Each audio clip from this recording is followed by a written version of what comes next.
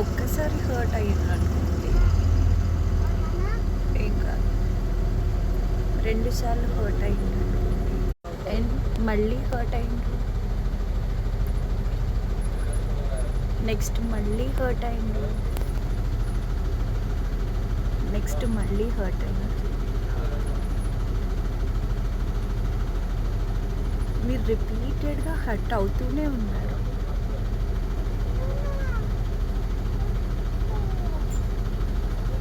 ఎవరైతే పర్సన్ మిమ్మల్ని హర్ట్ చేస్తూనే ఉన్నారో,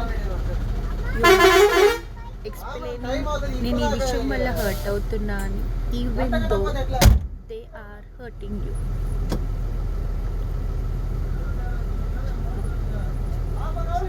నువ్వు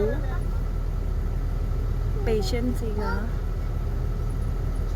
అలవాటు చేసుకో. ఒక టైం వస్తుంది, ఒక టైం వచ్చిన తర్వాత నువ్వు హర్ట్ అయ్యి ఉంటావు కదా, నెక్స్ట్ నీకు హర్టింగ్ అనిపించదు, అది అలవాటు అయిపోతుంది.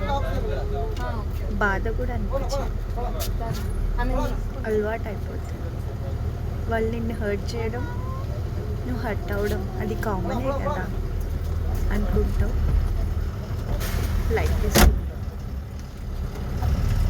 వాళ్ళకి ఇంత కూడా చీమగుట్టినట్టు కూడా అనిపించదు.